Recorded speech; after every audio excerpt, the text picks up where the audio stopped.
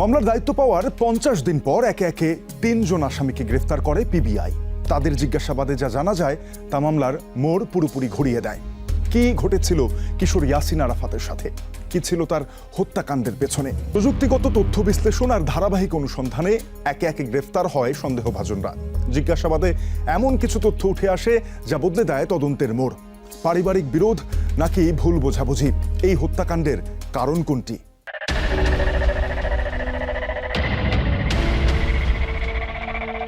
গ্রেফতারের পর আজিমকে জিজ্ঞাসাবাদ করে 5 সদস্যের একটি টিম। জিজ্ঞাসাবাদের শুরুতে ভিকটিম ইয়াসিন আরাফাতকে না চেনার কথা জানান আজিম। পুলিশ তেমনি তাকে আমরা নিবিড় হয়ে যখন জিজ্ঞাসাবাদ করলাম তখন সে একবার একরকম তথ্য দিচ্ছিল। তবে প্রযুক্তিগত অকাট্য প্রমাণ ও জেরার মুখে আজিম আর নিজেকে ধরে রাখতে পারেননি। বলছে যে আমি ইয়াসিন আরাফাত নামে ভিকটিম নামে কাউকে আমরা চিনি না। কি বলতেছেন এগুলা? আমার নামে কোনো মামলা নাই, কিছুই নেই, আমি তাদেরকে চিনি না। এবং আমি বলছি তাহলে আপনি শ্বশুরবাড়ির আত্মীয় স্বজন কাউকে চেনেন না? আমি কাউকে চিনি না। আমি প্রেম করে বিয়ে করছি, আমি শ্বশুরবাড়ি থাকতাম, আমি রাত্রে যাইতাম আর সারাদিন আমি কাজ করতাম। যে আপনি ঠিক আছে, আপনি একে চেনেন না, ঠিকই জানেন না, কিন্তু আপনি এই রাতে চাষারা কেন এই মোবাইলের সাথে বলেন তো? এটা আমরা জানি না, কি বলেন এগুলা জানি না। তারপরে আসলেন আপনি পাসপোর্ট অফিসে পাস দিয়ে এইখান দিয়ে আপনি বইঘর দিয়ে তারপরে গেলেন হিরাজিল এই নাম্বার আর ভিকটিমের নাম্বার 1 12:30 পর্যন্ত ওইখানে কি করছেন বলেন? উনি চিন্তা মগ্ন হয়ে থাকে কিন্তু মুখ দিয়ে কিছু বলে না। ভিকটিমের নাম্বার আর তার নাম্বার, যে রাত 12টায় তুমি এখানে কেন? তোমার বাসা সেই সোনারগাঁও বরাবর, এখান থেকে 10 কিলো দূরে, আপনি থাকার কথা সোনারগাঁও, আপনি এখানে কেন বলেন? এই প্রশ্নটা জবাব দেন। তো বিভিন্ন কথা বলছে, আমি হুন্ডা চালাই, আমার বন্ধুর সাথে। বন্ধু কে ছিল? মানে এই যে কথা আটকে যাবে, পাপ তো ধরা খাবেই। আজিম হোসাইন আদালতে স্বীকারোক্তিমূলক জবানবন্দি দেন। এতে মেলে মিমের সাথে বিয়ে ও বিচ্ছেদের বিবরণ। আমি নুসরাত জাহান মিমকে বিগত 2020 খ্রিস্টাব্দে পালিয়ে বিয়ে করি। প্রথমে পরিবার মানে নাই, পরে মেনে নেয়, কিন্তু মিম কখনো আমাদের ঘরে আসেনি। প্রায় 5 বছর ওর বাবার বাড়িতে থেকেছে। আমি মাঝে মধ্যে শ্বশুরবাড়ি যেতাম। এক পর্যায়ে আমি টের পাই ওর সাথে অন্য কারো সম্পর্ক আছে। আমি ওর মোবাইল ফোন চেক করে জানতে পারি ওর ফুফাতো ভাই ইয়াসিন আরাফাতের সাথে ওর শারীরিক সম্পর্ক আছে। পরে বাসা থেকে বের হয়ে আমাদের বিয়ের উকিল বাপ ও আমার বন্ধু ফয়সালের কাছে বিষয়টি খুলে বলি। ফয়সালকে বলার পর বিগত 2025 খ্রিস্টাব্দের জুন মাসের দিকে মিমকে ডিভোর্স দেই। অর্থাৎ ডিসিস্ট মারা যাওয়ার আগে আজিম তার স্ত্রীকে ডিভোর্স দিয়েছে। ওর মনে হয়েছে যে এই ছেলেরা একটু সচ্ছল আর মিম ওর ওয়াইফ এরা একটু দুর্বল।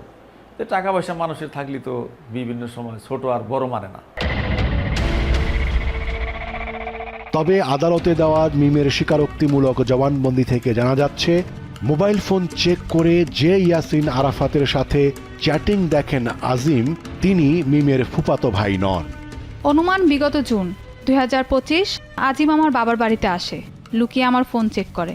আমার এক ক্লাস ফ্রেন্ড আরাফাতের সাথে মোবাইলে চ্যাটিং দেখে। ইয়াসিন আরাফাত ও আমি হাজী আয়াত আলী উচ্চ বিদ্যালয়ের প্রাইমারিতে একসাথে পড়তাম, কিন্তু আজিম মনে করে এটা আমার ফুফাতো ভাই ইয়াসিন আরাফাত। চ্যাটিং দেখার পর আমার সাথে অনেকক্ষণ ঝগড়া করে, থাপ্পড় দেয়।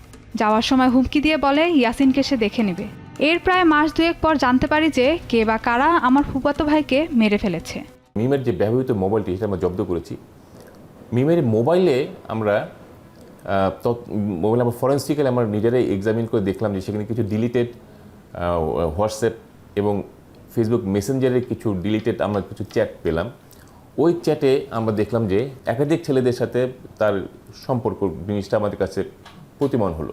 একটি আপনার ফেসবুক মেসেঞ্জারে ইয়াসিন আরাফাত নামে একজনের আইডি, সেখান থেকে মিমের সাথে বেশ কিছু আমরা চ্যাট পেলাম এবং চ্যাটটা একটু মনে হলো যে মানে আপনার একটু গভীর সম্পর্কের বিষয়টা আমাদের কাছে মনে হলো। এবং যেহেতু আমাদের ডিসিসের নামও ইয়াসিন আরাফাত এবং ওই ফেসবুক আইডির নামও যেহেতু ইয়াসিন আরাফাত, তখন আমাদের কাছে মনে হলো যে আমাদের ডিসিস্ট এই ইয়াসিন আরাফাত কিনা। তখন আমরা মিমকে আরও যখন আমরা নিবিড়ভাবে জিজ্ঞাসাবাদ করলাম তখন মিম বলে যে না, এই ইয়াসিন আরাফাতটা তার ফুফাতো ভাই ইয়াসিন আরাফাত নাই। এদিকে আদালতে দেওয়া জবানবন্দিতে আজিম তার ফুফাতো শ্যালক ইয়াসিন হত্যার জন্য তার সাবেক স্ত্রীকে দায়ী করেছেন। আমাদের জিজ্ঞাসাবাদে সে বলে যে এই ডিসিস্টকে হত্যাকাণ্ডের পিছনে ডিসিস্টের মামাতো বোন নুসরাত জাহান মিম সে জড়িত আছে। জবানবন্দিতে আজিম দাবি করেছেন ইয়াসিন হত্যার 4 দিন আগে 2 লাখ টাকায় খনি ভাড়া করেন মিম। ডিভোর্সের পর ফয়সাল আমাকে জানায় মিম ওর সাথে কথাবার্তা বলে, আমি যেন ওর সাথে দেখা করি। এরপর বিগত 7 আগস্ট 2025 তারিখে মিম ফয়সালকে 2 লক্ষ টাকা অফার দিয়ে বলে আরাফাতকে মেরে ফেলতে। তো এটা আমাদেরকে বলেছিল যে তাদের ভিতর জমি জমার সমস্যা আছে। এ থেকে মিম ক্ষুব্ধ হয়ে এটা ডিসিসকে হত্যা করার জন্য মিম 2 লক্ষ টাকা দিয়েছিল অপর আরেকজনকে। এদিকে মিমের জবানবন্দি থেকে জানা যাচ্ছে আজিম তার কাছে ইয়াসিনকে হত্যার কথা স্বীকার করেছেন। অনুমান 10-15 দিন পর আজিম আমার বাসায় আসে। আজিমের কাছে ঘটনার বিষয়ে জানতে চাইলে ও ঘামতে থাকে আর বলে ইয়াসিনকে মেরে পথের কাঁটা সরিয়েছি। তারপর সেদিনই সে চলে যায়, আর যোগাযোগ করেনি। আমি ভয় পেয়ে কাউকে কিছুই জানাইনি। ডিসিস ইয়াসিন আরাফাতের কথা বলে এক পর্যায়ে আজিম মিমকে বলেছিল যে ওকে এমনভাবে কে মেরেছে এটা তো কেউ বের করতে পারবে না। এই কথাটা মিম আমাদের কাছে বলেছে। আমার কিছু স্বর্ণালঙ্কারের অনুমান মূল্য 2 লক্ষ টাকা হারিয়ে যায় বাসা থেকে। অনেক খুঁজেও পাইনি। এটা আমার ফুফাতো ভাই মারা যাওয়ার আগের কথা। এই বিষয়ে আজিমকে আমি সন্দেহ করেছিলাম। ওর কাছে জিজ্ঞাসা করাতে ও যেদিন এসেছিল ও স্বীকার করে যে আমার গোল্ড চুরি করে ও লোক ভাড়া করে ইয়ামিনকে মেরেছে। এদিকে ফয়সাল তার জবানবন্দিতে মিমের কাছ থেকে কোনো লেনদেনের কথা স্বীকার করেননি, বরং হত্যাকাণ্ড সম্পর্কে মিমের বক্তব্যের প্রতিধ্বনি করেছেন ফয়সাল। এই ঘটনার অনুমান 1.5-2 মাস পর সাইনবোর্ড স্ট্যান্ডের মোড়ে ওর সাথে দেখা হলে আজিম আমাকে জানাই ওর স্ত্রী মিমের সাথে প্রেম ঘটিত কারণে ওর ফুফাতো ভাই আরাফাতকে মেরেছে। জিজ্ঞাসাবাদে আজিম জানিয়েছেন ঘটনার 2 মাস আগ থেকেই ইয়াসিনকে বাগে পাওয়ার সুযোগ খুঁজতে থাকেন তিনি। আজিমের তথ্য অনুসারে সে এই ঘটনার 2 মাস আগে থেকেই তার পিছে লাগছে যে এইটাই মনে হয় তার বন্ধু, তার বোর প্রেমিকা। সে সকালে বের হয়েছে 11টায় তার মার সাথে বের হয়ে তার টানবাজার গেছে। টানবাজার পর্যন্ত ও ছিল। টানবাজার থেকে আসা পর্যন্ত ছিল, কিন্তু একা পায় নাই। তার আগেও স্কুলে গেলেই বন্ধুদের সাথে যায়, একা আসে না। সে কখনো একা পায় না। অবশেষে সুযোগ মেলে 2025 সালের 11 আগস্ট সন্ধ্যায়।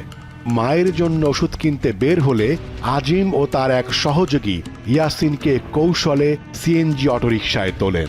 আজিম বলছে যে তোমার মামার বাড়ি যাব দ্রুত, চলো যাই। কেন যাইতো? বলে চলো যাই, তোমার মা ওইখানে গেছে, যাবো। আমার মা তো না দেখে এলাম বাসায়। এই কথা বলার সুযোগই দেয়নি। এরপর ডিবি অফিস চানমারি এলাকা হয়ে সিএনজিটি থামে শিবু মার্কেটে। এখান থেকে হত্যা মিশনে যোগ দেন আজিমের বন্ধু জাহিদ হাসান। আজিমের কথা মতো জাহিদ হাসানকে চাকরি দিছে। চাকরি দিলে ওরে লেবার। এক পর্যায়ে আজিম বলছে যে তুমি 8:30টার দিকে, তুমি 8টা থেকে 8:30 দিকে শিবু মার্কেট থাকবা। শিবু মার্কেট থেকে ওঠার পরে মাঝখানে ছিল একটা ছেলে, ডাইনে একজন আর সামনে একজন। ভুইগড় এলাকায় সিএনজির সাথে মোটর সাইকেল নিয়ে যোগ দেন ফয়সাল। সিএনজির ভিতরেই চিৎকারের আওয়াজ পাইছে পিছনে থেকে। তো মোটর সাইকেল আবার সামনে আগাইছে। মানে আজ ফয়সালের ভাষ্য মতে কথা, ফয়সাল বলছে যে এই চিৎকারের শব্দ ও সামনে আগাইছে, দেখে যে মারপিট করছে। এই মারপিট করছে, সামনে আসে। প্রশ্ন হলো অপরাধের সময় সিএনজি চালকের ভূমিকা কি ছিল? সে কান্নাকাটি করছে, এই কাজ করেন কেন, এই কাজ করেন কেন। তখন বলছে তুমি যদি কথা বলো তোমারে মেরে ফেলবো। এরপর আশরাফ ফিলিং স্টেশনের সামনে ডিএনডি লেকের পানিতে ইয়াসিন আরাফাতের মরদেহ ফেলে দেয় খনিরা। গ্রেপ্তার করার পরে যে ঘটনাস্থলে যে আজিম কোথায় এলা লাশটা ফেলে দিয়েছিল, পরে আমরা এখানে আসছিলাম, আজিমকে নিয়ে আসছিলাম। হ্যাঁ, আসার পরে সে কি বললো? বললো যে তারা লাশটা ওইখান থেকে ফেলাইছে, ওইখান থেকে ফেলছে, পরে বাঁচতে বাঁচতে এখানে আসছে, ওই পারে ফেলছে। ওই পারে ফেলছে। তারপরে আমরা এখান থেকে মানে লাশটা এখানে পাওয়া গেছে। মানে ওরা এই এলাকায় মানে তখন যখন ফেলছে তখন এই এলাকার অবস্থা কি ছিল? মানে 12টার পরে, রাত 12টার পরে একদম নিরিবিলি হয়ে যায়। নিরিবিলি হয়, জনশূন্য, মানে 2-1টা রিক্সা চলে, এমনি মানে আর কোনো লোকজন থাকে না, এই জন্য এই এলাকাটা বেছে নিচ্ছি। লেক পারে গিয়ে তখন ওই ছেলেটার সঙ্গে আজিমের কথা কাটাকাটি হচ্ছিল, এই আজিমের ওয়াইফের সাথে তার কী সম্পর্ক এইসব নিয়ে কথা কাটাকাটি হচ্ছিল। এবং লেক পারে নিয়ে যাওয়ার পরে আজিম সে ছেলেটাকে সিনি থেকে নামানোর পরে আজিমের বন্ধু ফয়সাল, জাহিদ হাসান এবং আজিমের আরেকজন কাজিন তারা সহ তার এই ডিসিস্টের গলায় গামছা পেঁচিয়ে তারা সবাই মিলে তাকে ওখানে শ্বাসরোধ করে খুন করে। সেখানে ইয়াসিন আরাফাত বারবার বলছিল যে না, সে মিম তার বোন, মিমের সঙ্গে তার কোনো সম্পর্ক নাই। প্রশ্ন হলো, তাহলে কি একটি ভুল বোঝাবুঝির বলি কিশোর ইয়াসিন? এবং সমস্ত আপনার এই তথ্য প্রযুক্তিগত বিশ্লেষণ বলেন, আমাদের যে বিভিন্ন বিশ্লেষণ সব কিছু মিলে আমাদের কাছে এটাই তদন্তে প্রতিফলন হয়েছে যে শুধুমাত্র ক্ষোভ থেকে আজিমের এই ক্ষোভটাই কাজ করেছিল, যে তার স্ত্রী যাকে সে ভালোবাসত তার সাথে যে ছেলেটার অবৈধ সম্পর্ক, এই ছেলেটাকে সে আসলে পরিকল্পনা করে এই পৃথিবী থেকে তাকে হত্যা করেছে। পিবিআই জানিয়েছে শিগগিরই এই মামলার চার্জশিট আদালতে জমা দেয়া হবে।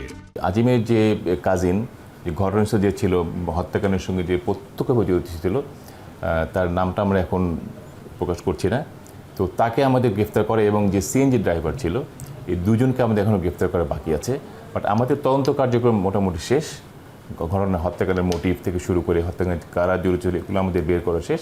কারণ এই দুজন আসামিকে আমরা হয়তো দ্রুতই গ্রেফতার করতে সক্ষম হবো। আমাদের কার্যক্রম চলছে, আমরা অভিযান করেছি। এই দুজন আসামিকে গ্রেফতার করলে আমরা খুব শীঘ্রই মোটামুটি চার্জশিট দিতে পারবো। আমি একজন সন্তান হারা মা, বুঝছেন, আমার ছেলে গেছে, আমার যন্ত্রণা আর কেউ পৃথিবীর বুঝবে না, তাই আমি আমার সন্তানের মৃত্যুর সঠিক বিচার চাই।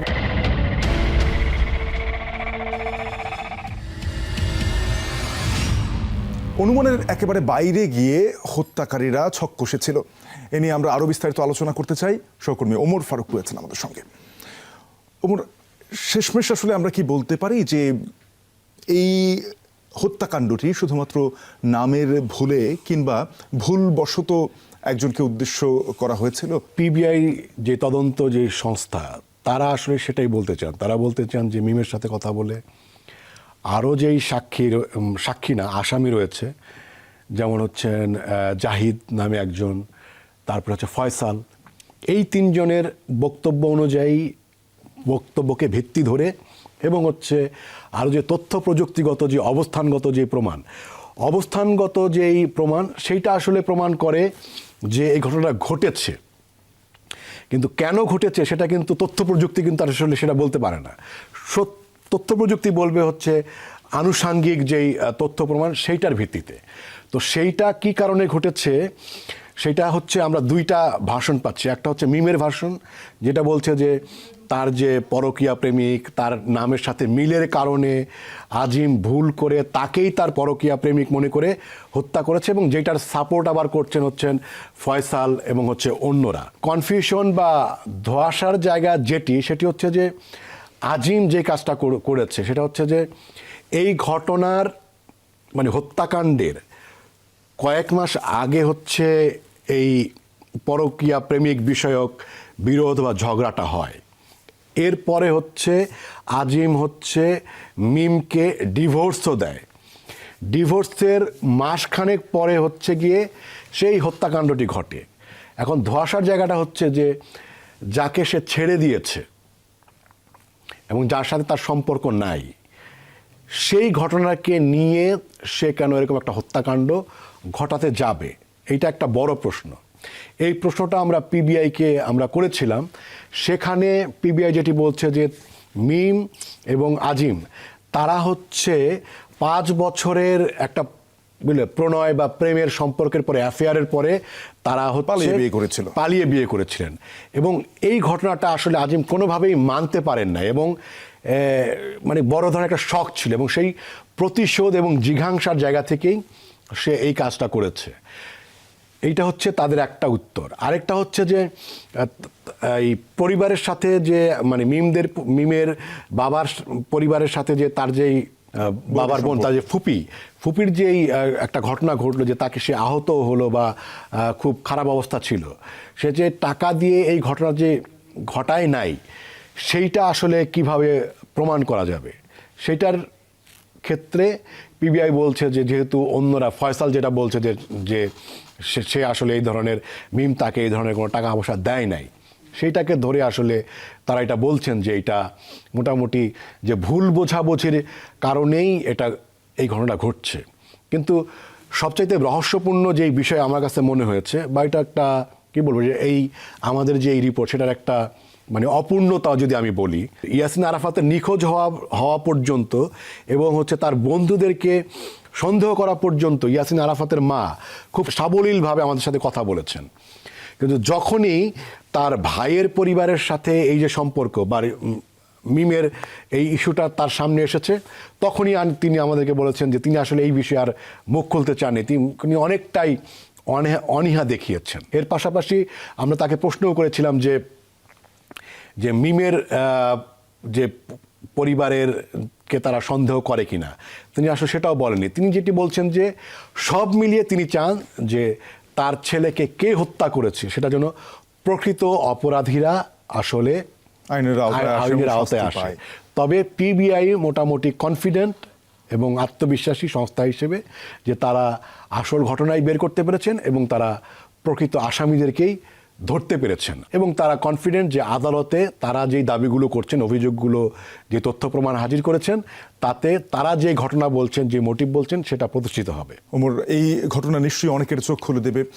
আপনাকে অসংখ্য ধন্যবাদ এর বিস্তারিত আমাদের সঙ্গে তুলে ধরার জন্য। এক কিশোর নিখোঁজ হওয়া থেকে শুরু করে 9 মাসের দীর্ঘ তদন্ত, এই পুরো ঘটনা প্রবাহ আমাদের মনে করিয়ে দেয় কোনো অপরাধের পেছনে সত্য অনেক সময় চোখে দেখা বাস্তবতার চেয়েও বিস্ময়কর হয়। প্রযুক্তিগত তথ্য, সাক্ষ্য প্রমাণ এবং ধারাবাহিক তদন্তের সমন্বয়ে উন্মোচিত হয়েছে এই মামলার রহস্য। তবে একটি বিষয় মনে রাখা জরুরি, আজকের পর্বে উপস্থাপিত তথ্যগুলো পুলিশি তদন্ত, মামলার নথি এবং রিমান্ডে দেওয়া বক্তব্যের ভিত্তিতে তৈরি। অভিযুক্তদের বিরুদ্ধে আনা অভিযোগ এখনো আদালতে চূড়ান্তভাবে প্রমাণিত হয়নি। আদালতের রায় না হওয়া পর্যন্ত আইন অনুযায়ী সবাই নির্দোষ বলে বিবেচিত। দর্শক, গত পর্বে আমরা দেখিয়েছিলাম গাজীপুরের কাপাসিয়া উপজেলার রাউতকোনা পূর্বপাড়ার একটি ভাড়া বাসায় ঘুমিয়েছিলেন 5 জন মানুষ। একজন মা, তার 3 কন্যা আর তার ছোট ভাই। সেই ঘুম থেকে আর কেউ জেগে ওঠেননি। কে করেছিল এই হত্যাকাণ্ড, কেন করেছিল, যার বিস্তারিত দেখানোর চেষ্টা করেছিলাম আমরা। আপনার আশপাশের যে কোনো অপরাধমূলক ঘটনা আইন শৃঙ্খলা বাহিনীকে জানানো যেমন আপনার দায়িত্ব, তেমনি যে কোনো অনিয়ম আর অপরাধের খবর নির্ভয়ে নিঃসংকোচে প্রচার করা আমাদের দায়িত্ব, ক্রাইম সিনের দায়িত্ব। দেখা হবে আগামী পর্বে নতুন কোনো খবর নিয়ে। সে পর্যন্ত ভালো থাকুন, সতর্ক থাকুন।